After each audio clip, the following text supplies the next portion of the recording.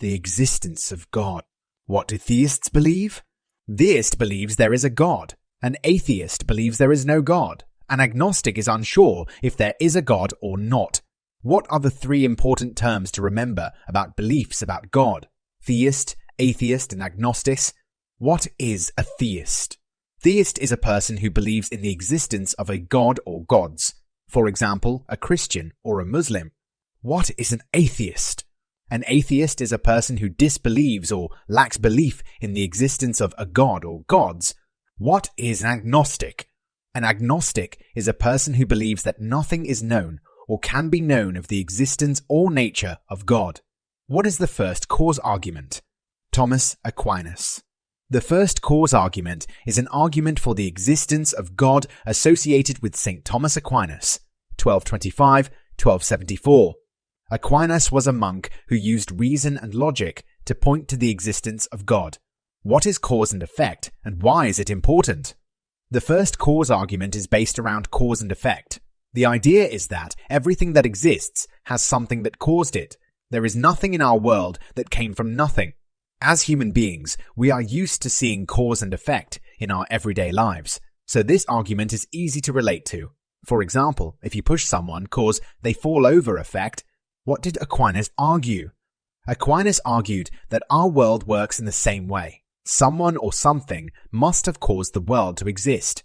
The cause is God, the effect is the world. Aquinas stated that this cause, which is outside our world, is the first cause, that is, the one that started everything. Aquinas argued that this first cause must have no beginning, that is, nothing caused it to exist because the first cause is eternal. What is the first cause according to Aquinas? Aquinas argued that this first cause is God. God is eternal, has no beginning, was never started, and God caused the world and everything else to exist. What are the arguments against Aquinas? Not everyone accepts the first cause theory. The first major problem is that we have no answer to the question who caused, created, God. If everything requires a cause, something to start it, surely this has to apply to God as well. If some people can believe that God is eternal and requires no cause, then surely you could argue that the universe is eternal and so doesn't require God for it to exist. If you can apply the principle that one thing is eternal, God, then surely that can be applied to other things, the world. How do religious people view the first cause? For religious people, the first cause makes God into some kind of distant being who simply made the world. This does not fit with the God of most religions, who seems to be involved in caring for the world, not just the being who started it. What is the design argument? This is an argument for the existence of God. It points to evidence that suggests our world works well, that it was designed in a specific way. The argument follows that if it was designed like this, then someone or something must have designed it. What are examples of how our world was designed? There are many examples of how our world is designed in such a way that it works properly. For example, trees take in carbon dioxide and give out oxygen. The Earth is uniquely placed in the solar system so that it can support life, not too close to the sun that we burn up, not too far from the sun that we freeze. What does the design argument reject? The design argument rejects the idea that we were created by random chance, or that we exist because of a Big Bang, the scientific theory that the universe began with a huge explosion about 13.7 billion years ago. Why is William Paley important? William Paley, 1743-1805, compared the design of the universe to finding a watch.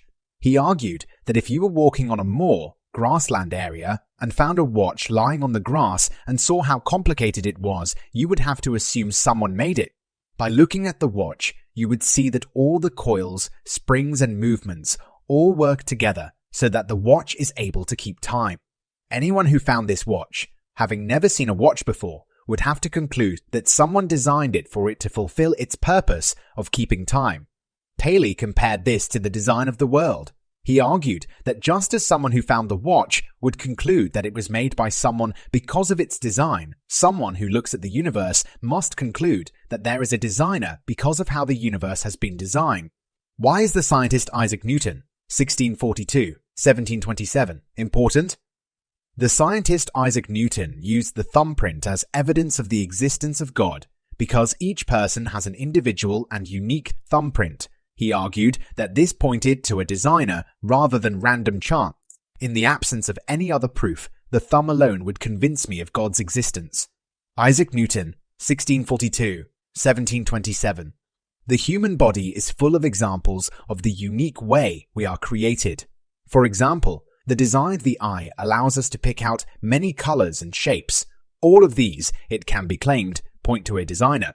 What are examples of things that do not work well in the world? Things that do not work well in the world and make it hard to believe that there is a designer. For example, the Earth's crust is made up of plates which do not fit together perfectly. These sometimes push into each other and cause earthquakes and volcanoes. Why is the philosopher David Hume, 1711-1776, important? The philosopher David Hume criticized the idea of God as designer. He stated that the world was only the first rude essay of some infant deity who afterward abandoned it, ashamed of his performance. David Hume, 1711-1776. What are the strengths of the design argument? The argument only comes up with probabilities.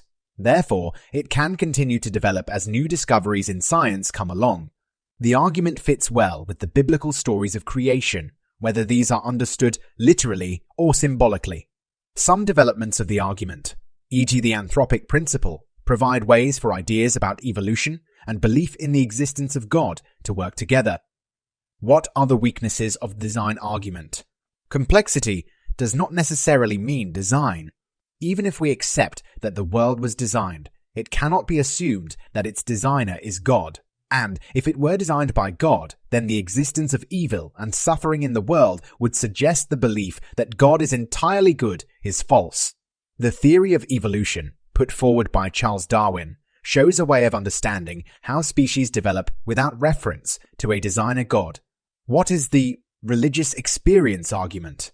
A religious experience is when someone feels they have had a direct or personal experience of God. It is argued that if someone feels they have experienced God, this will be the most convincing proof of God's existence because they have personally experienced or felt God for themselves. It is not simply an argument based on logic or reason. A religious experience could be a dream or vision where God speaks to a person, or it could be a miraculous healing. This first-hand experience is utterly convincing to that person. First-hand experience is something we all want in life regardless of the situation. For example, someone can tell you that chocolate tastes really good, that it is very sweet, or that it has a creamy texture. But only by trying it yourself will you be convinced. The same is true of God. In observing this argument, it gains even greater credibility when the life of the person who experiences God is dramatically changed. For example, perhaps the person who has experienced God was previously very unpleasant, but the experience of God changes them completely. What is meant by all in the mind? It could be argued that religious experience is all in the mind. We do not fully understand the complexities of the human mind, and perhaps it can play tricks on us, making us think we have experienced God. Religious experiences that occur during an illness, for example, someone being healed, could be explained if the person is receiving medication that creates hallucinations. What is meant by coincidence? It could be argued that religious experiences are simply coincidences, or that a person is looking for a religious experience and therefore creates one in their mind. For example, someone looking to make a major decision sees a series of adverts that help them make that decision. They could argue that God placed those adverts for them, but could this simply be the person creating a religious experience or reading too much into things? What are strengths of the argument? The argument supports some things that believers already hold true. For example, the Bible tells of people who have had an experience of God. The Bible gives advice on how to spot whether someone is speaking truly or is deluded. For example, the prophet Jeremiah stated, "As for the prophet who prophesies peace, when the word of that prophet comes to pass, then it will be known that the Lord has truly sent the prophet." Jeremiah 28:9. While some religious experiences may be an illusion, it doesn't follow that they all are. What do the researchers conclude? Research carried out at the University of Nottingham in the 1990s concluded that more than 60% of people, interviewed claimed to have had some sort of significant religious experience. Some people who have made these claims, e.g. Martin Luther King Jr., are well respected. What are the weaknesses of the argument? It is impossible to prove that these experiences are real. At some point, science might be able to explain these experiences with no reference to God. What is the moral argument? This is an argument for the existence of God. This argument can be found in a number of writings, including those of the author and theologian Clive Staples Lewis, 1898-1963. What is the moral argument? The argument states that all people have an instinctive sense of what is right and wrong. Even remote tribes which have limited contact with the outside world still have a sense of morality. The argument claims that because all people have this sense of what is right and wrong, such a sense must have come from someone or something outside ourselves. While it can be argued that morality is learned from our parents, we must acknowledge that the first people had to have gained that sense from somewhere or someone outside themselves. God. What did C.S. Lewis claim? C.S. Lewis claims that nature cannot provide a basis for morality, especially if you believe nature is a random event. It comes from the Big Bang, the scientific theory that the universe began with a huge explosion about 13.7 billion years ago. The suggestion that we gain our moral code from some external or higher being requires a belief in a God. What are the strengths of the argument? The argument supports some things that theists already believe. The Bible teaches that God is good, expects certain standards of behavior, will judge people, and will also forgive them when they admit to doing wrong. A believer will understandably want to trace the origin of morality back to God. What are the weaknesses of the argument? Those who reject this argument claim that morality is a social convention, learned through experience and upbringing.